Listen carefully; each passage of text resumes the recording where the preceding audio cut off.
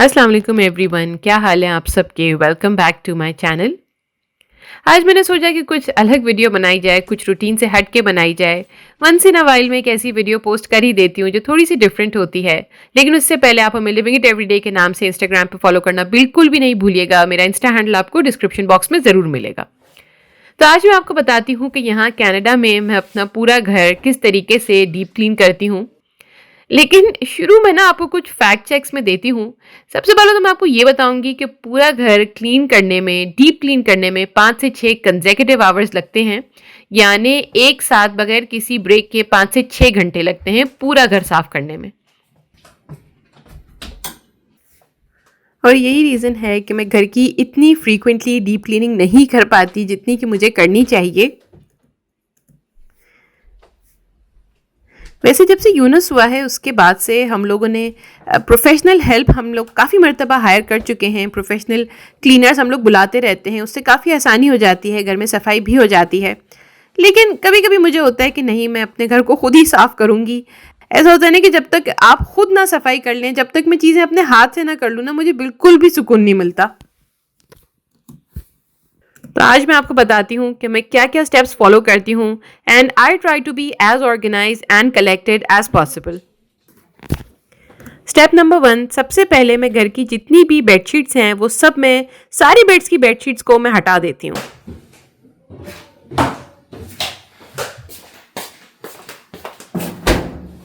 और फिर right away मैं उन बेडशीट्स को वॉश करने के लिए डाल देती हूँ मशीन के अंदर।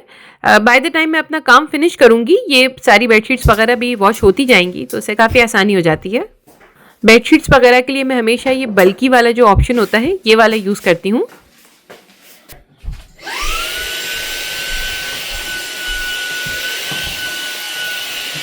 जैना ने कहा वो मेरी हेल्प करना चाहती है, तो मैंने कहा अच्छा ठीक है, तुम हैंड वैक्यूम ले लो और सारे बेड्स के ऊपर ऐसे वैक्यूम कर दो, क्योंकि यूनस काफ़ी ऐसे खाने पीने की चीज़ें, क्रम्स वगैरह गिरा देता है। अच्छा, ये जो फिटेड बेडशीट्स है ना, ये इब्राहिम का डिपार्टमेंट है। ये मुझसे बिल्कुल ठीक तरीके से नहीं बिछाई जाती, ये इब्राहिम करते हैं। मैरिनेट कितनी देर के लिए करूं? 1 घंटा कर लो। अच्छा देखिए, डीप क्लीनिंग के साथ साथ कुकिंग भी करनी है। स्पेशली जब आप वेट लूज़ करने की कोशिश कर रहे हो, फिर तो खाना घर पर ही बनाना होता है। तो स्टेप नंबर 2 मैं आपको बताऊंगी डीप क्लीनिंग से रिलेटेड। वो ये है कि सिंपल कुकिंग, यानी जिस दिन मैं पूरे घर की बड़ी थोरो सी सफाई कर रही होती हूँ, उस दिन मैं खाना बहुत सिंपल सा बनाती हूँ। मेरी एक व्यूअर है नादिया तारिक, उन्होंने मुझे कुछ दिन पहले मैसेज किया था और रिक्वेस्ट की थी कि आप सब आप ही प्लीज़ मटन कुन्ना पकाइए। तो आज आपकी फरमाइश पर मैं मटन कुन्ना पका रही हूँ। वैसे तो ऐसा नाम सुन के लग रहा होगा कि कोई बहुत फैंसी सी रेसिपी है, but trust me it's not. ये बहुत सिंपल रेसिपी है, बहुत जल्दी बन जाती है। तो आज डीप क्लीनिंग के साथ ये ईजिली बन जाएगी। नादिया ने कहा कि उनकी अम्मी और उनकी पूरी फैमिली मेरे व्लॉग्स बहुत शौक से देखती है और उनकी अम्मी ने मुझे सलाम भी भेजा है। तो बहुत बहुत शुक्रिया आपकी अम्मी का, आपका, एंड वालेकुम अस्सलाम। तो मैंने आधा कप इसके अंदर घी डाला है। कुन्ना मोस्टली घी के अंदर ही पकता है, और इसके अंदर मैंने 1 कप पानी डाला है और थोड़ा सा मिक्स किया है। इसके ऊपर मैं सारा मटन रख रही हूँ।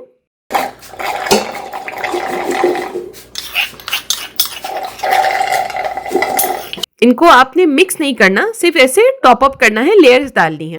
एक छोटी प्याज ली है, उसको मैंने पोटैटो पीलर की हेल्प से पतला पतला स्लाइस कर लिया है, क्योंकि कुन्ने की ग्रेवी बहुत डिफाइनिंग, एक बहुत इंपॉर्टेंट उसका पार्ट होती है। तो मैंने प्याज को जितना पतला मैं स्लाइस कर सकती थी कर लिया है। आज मैं मशीन नहीं यूज़ कर रही, फूड प्रोसेसर नहीं यूज़ कर रही। ये मसाला चाहते हैं, सारे मसाले मैं आपको डिस्क्रिप्शन बॉक्स में लिख दूंगी।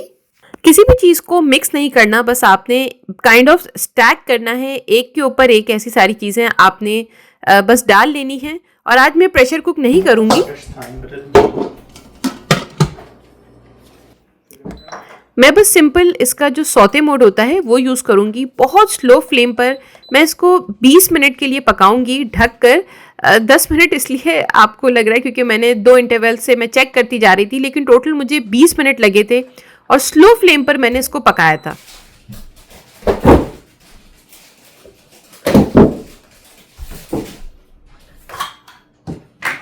तो स्टेप नंबर 2 जो मैं आपके साथ यहाँ शेयर करूँगी कि मैं सारे टॉयज़ पहले घर से, हर कमरे से इकट्ठा कर लेती हूँ।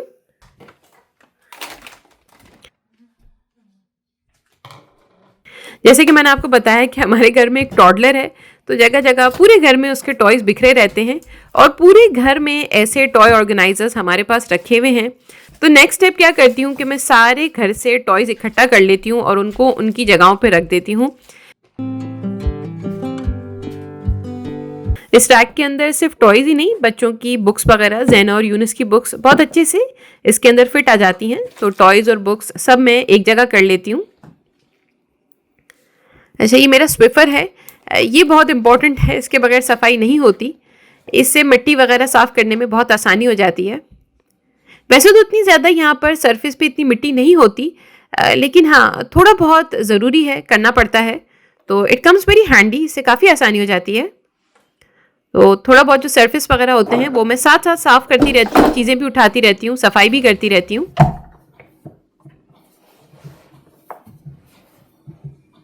यूनो से कुछ ऐसे टॉयज़ हैं जिनसे आजकल वो बहुत शौक से खेलता है, तो वो मैं सामने ही रख देती हूँ, फिर वो स्कूल से आके ना इन्हीं के साथ खेलने में मसरूफ़ हो जाता है।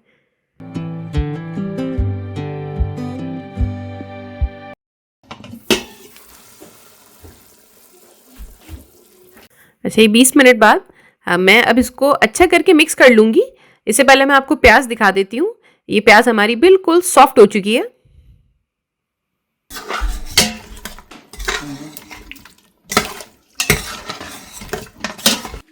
ये मैंने इन तमाम चीज़ों को अच्छा करके मिक्स कर लिया है। अब मैं ढककर इसको इतनी देर पकाऊंगी कि इसका पानी खुश्क हो जाए और जो ऑयल है, घी है, वो अलग हो जाए। टॉयज़ उठाने के बाद मैं घर से तमाम लॉन्ड्री, सारे घर में जितने भी कपड़े बिखरे होते हैं, आपको पता है छोटे बच्चों वाला घर है, जितना भी आप उनको डिसिप्लिन कर लें, जितना भी आप उनको समझा लें, लेकिन जगह जगह घर में कपड़े तो बिखरे ही रहते हैं। तो सबसे पहले तो मैं सारी डर्टी लॉन्ड्री इकट्ठा कर लेती हूँ। और अक्सर ऐसा होता है कि साथ साथ मैं उसको वॉश भी कर लेती हूँ, लेकिन आज आपको पता है बेडशीट्स वॉश हो रही हैं, तो अभी मैं फ़िलहाल नहीं वॉश कर रही। आपके जो कपड़े आपके रूम में रखे हुए ना, आपने अभी तक फोल्ड करके ड्रॉर में नहीं रखे बेटा।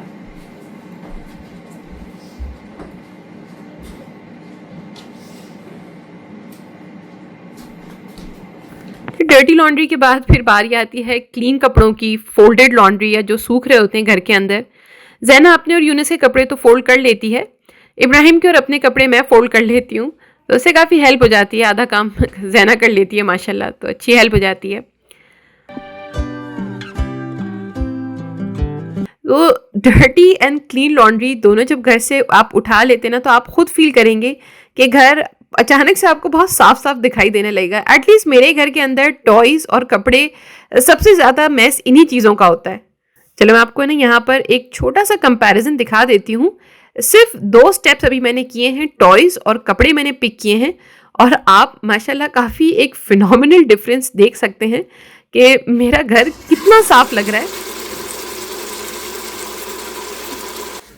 ये कुन्ने में से पानी हमारा बिल्कुल ड्राई आउट हो चुका है और जो घी है वो सेपरेट हो गया है। इस स्टेज पर मैं इसको अच्छा करके भून लूँगी ताकि मसाला एक जान हो जाए।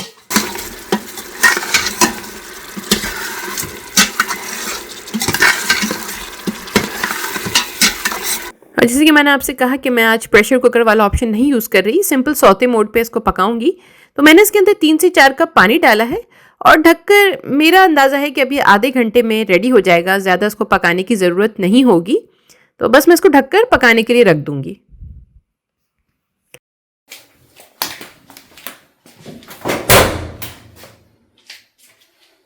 अच्छी बेडशीट्स मेरी वॉश हो गई हैं। वॉशरूम्स आज मैं नहीं वॉश कर रही क्योंकि ना अगर वो करने बैठ गई ना तो बहुत रात हो जाएगी और इतनी तो मेरे अंदर हिम्मत नहीं है। ये बेडशीट्स मेरी धुल गई हैं और बेडशीट्स को तो मैं ड्रायर के अंदर डाल लेती हूँ, उनको लेके मैं इतनी ज़्यादा स्पेसिफिक नहीं हूँ।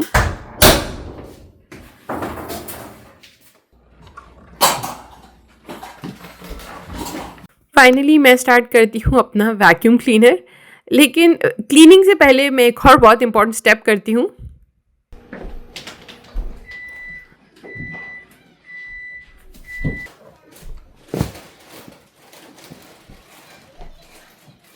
एक्चुअली बच्चे हैं ना, ये सोफे के नीचे बहुत कचरा कर देते हैं, कोई चीज़ खाते हैं ना तो उसके क्रम्स यहाँ पे ज़रूर गिर जाते हैं।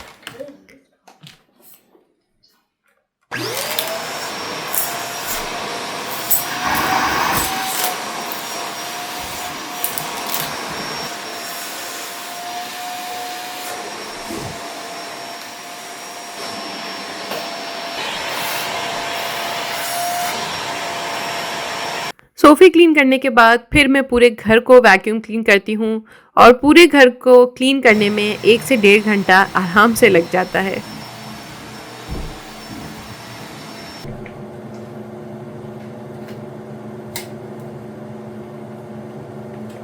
अच्छा, नेक्स्ट जो बहुत इंपॉर्टेंट स्टेप मैं आपको बताऊंगी वो आई गेस हर घर में होना चाहिए, और वो है छोटे छोटे ऑर्गेनाइजर्स। हर घर में बहुत सारी ऐसी छोटी छोटी चीज़ें होती हैं जो आपको पता नहीं होता उसका क्या करना चाहिए। तो सबसे पहले तो मैं उनको एक जगह कलेक्ट कर लेती हूँ, पूरे घर का राउंड लगा के मैं उनको कलेक्ट करती हूँ, और फिर मेरे पास ये ऐसे छोटे छोटे ऑर्गेनाइजर्स हैं जिनसे काफ़ी आसानी हो जाती है। उसके अंदर मैं इन चीज़ों को डिस्ट्रीब्यूट कर देती हूँ, रख देती हूँ।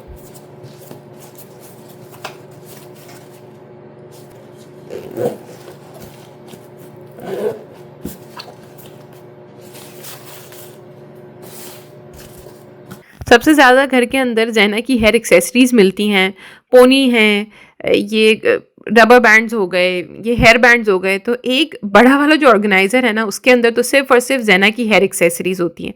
इसके अलावा घर के अंदर बहुत ज़्यादा ये जो लूज़ स्टेशनरी होती है, इरेज़र्स हो गए, ये पेंसिल्स, कलर पेंसिल्स, तो दूसरे ऑर्गेनाइज़र के अंदर मैं ये सारी चीज़ें रख लेती हूँ। तीसरे ऑर्गेनाइज़र में मैं यूनिस की ऐसी बहुत सारी छोटी-छोटी चीज़ें होती हैं, वो मुझे समझ नहीं आ रहा तो मैं कहाँ रखूँ? तो फिर मैं वो ऐसे एक सेपरेट ऑर्गेनाइज़र में रख देती हूँ।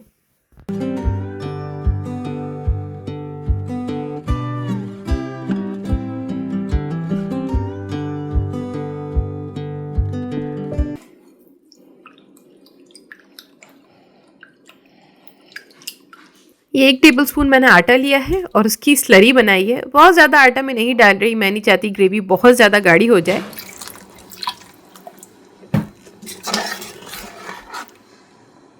इस स्टेज पर गोश्त भी मेरा काफ़ी टेंडर हो चुका था, मैंने चेक कर लिया था, हाथ से थोड़ा सा बोटी को मैंने चेक कर लिया था। 1 टीस्पून मैंने काला ज़ीरा उसके ऊपर थोड़ा सा मसल के डाला है, और 10 मिनट के लिए हल्की आंच पर मैंने इसको मज़ीद पकाया है। ये देखें, बेहतरीन सा कुन्ना हमारा रेडी हो गया है। बहुत सिंपल सी रेसिपी है, बहुत ईजी रेसिपी है। क्योंकि मैंने ये बिट्स एंड पार्ट्स में पूरी रेसिपी शेयर की है, तो इंग्रेडिएंट्स के साथ साथ मैं पूरा मेथड भी डिस्क्रिप्शन बॉक्स में लिख दूंगी।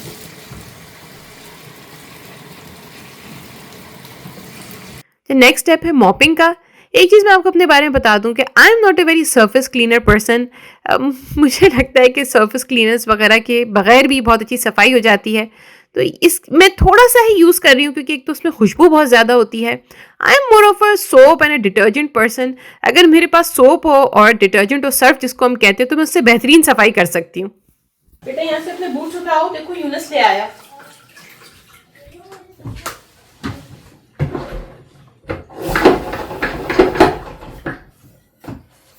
मॉपिंग में बहुत ज़्यादा टाइम तो नहीं लगता, लेकिन हाँ लगता है, और उसमें काफ़ी हमारी एनर्जी भी लग जाती है।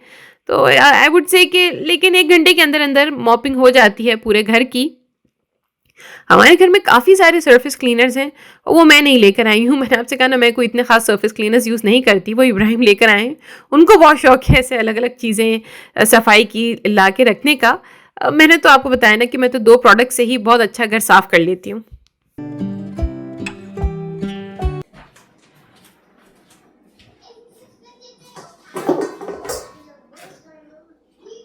लास्ट मेरा जो स्टेप होता है ना, वो होता है किचन को क्लीन करना। एक बहुत ही पिक्यूलियर हैबिट है मेरे अंदर, एक बहुत स्ट्रेंज हैबिट है कि जब भी मैं पूरे घर को साफ़ कर रही होती हूँ ना, मैं सबसे आखिरी में किचन साफ़ करती हूँ।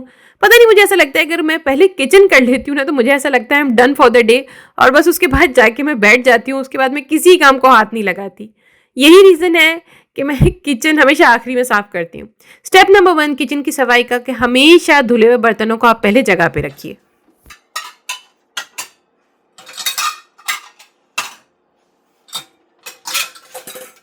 ये एक बहुत ही डिफाइनिंग मोमेंट हो जाता है आपकी क्लीनिंग में, कि अगर आप पहले अपने धुले हुए बर्तन जगह पे रख दें।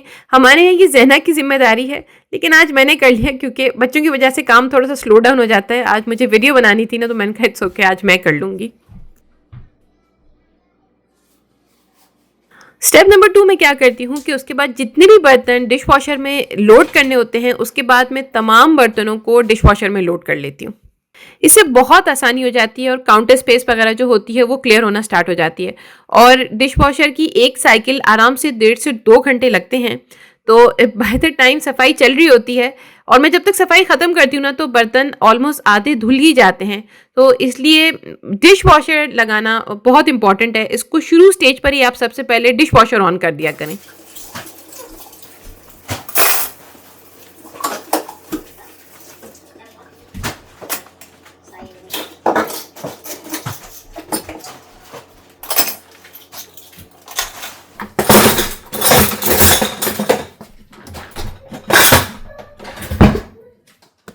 ये एक पॉट डिश वॉशिंग का मैं डालूंगी।